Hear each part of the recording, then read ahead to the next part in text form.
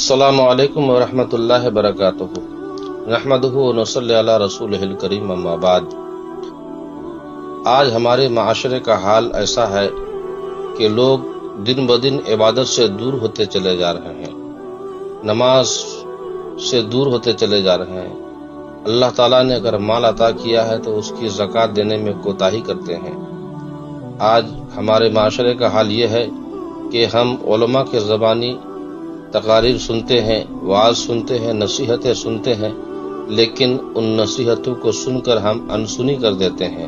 تو آئیے، جو لوگ علماء کی باتوں کو سن کر انسنی کر دیتے ہیں، ان کے بارے میں حدیث پاک کی روشنی میں آپ کو میں بتاؤں کہ ان کا کیا وبال ہے، ان کی کیا سزا ہے۔ حضرت ابو ہریرہ رضی اللہ تعالیٰ عنہ سے مروی ہے، وہ فرماتے ہیں کہ نبی کریم صلی اللہ تعالی علیہ وسلم کے زمانے میں ایک شخص کا انتقال ہو گیا۔ آقا کریم صلی اللہ تعالی علیہ وسلم اس نماز جنازہ کو پڑھانے کے لیے تشریف لے گئے۔ آقا کریم صلی اللہ تعالی علیہ وسلم نے دیکھا کہ اس مردے کے اندر کفن ہل رہا ہے۔ آقا کریم جب اس مردے کے قریب گئے تو آپ نے دیکھا کہ ایک سانپ ہے جو اس مردے کے خون کو چوس رہا ہے اور اس کے گوشت کو کھا رہا ہے۔ حضرت ابو بکر صدیق رضی اللہ تعالیٰ عنہ نے بھی دیکھا تو آپ نے ارادہ فرمایا کہ اس سانپ کو مار دیا جائے۔ آپ نے سانپ کو مارنے کا ارادہ کیا تو اللہ تعالیٰ کے اذن سے وہ سانپ فصیح زبان میں بول پڑا، اشہد ان لا الہ الا اللہ واشہد ان محمدا عبدہ ورسولہ۔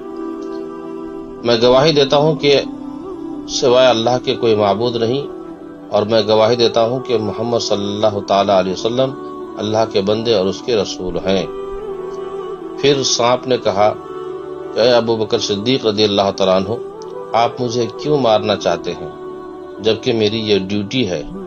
اللہ تعالیٰ نے مجھے اس پر مسلط کیا ہے کہ میں قیامت تک اسے ایسی ڈستا رہوں۔ حضرت ابو بکر صدیق رضی اللہ تعالیٰ عنہ نے فرمایا کہ آخر اس کی خطا کیا ہے؟ کس بنیاد پر تم اسے یہ سزا دے رہے ہو؟ تو سانپ نے کہا کہ یہ انسان پہلی خطا اس کی یہ ہے کہ یہ نماز نہیں پڑھتا تھا، نماز کی پابندی نہیں کرتا تھا، اور دوسری خطا اس کی یہ ہے اللہ نے اسے مال تو عطا کیا تھا لیکن کما حق ہو یہ اپنے مال سے مال کی زکوٰۃ ادا نہیں کرتا تھا، اور تیسری خطا اس کی یہ ہے کہ علماء کی تقاریر کو سنتا تھا، وعظ کو سنتا تھا، نصیحتوں کو سنتا تھا، لیکن اس کو سن کر انسنی کر دیتا تھا، اس پر عمل نہیں کرتا تھا۔ آج ہمارے اکثر معاشرے میں ہمارے بھائیوں کا یہی حال ہے۔ اللہ تعالیٰ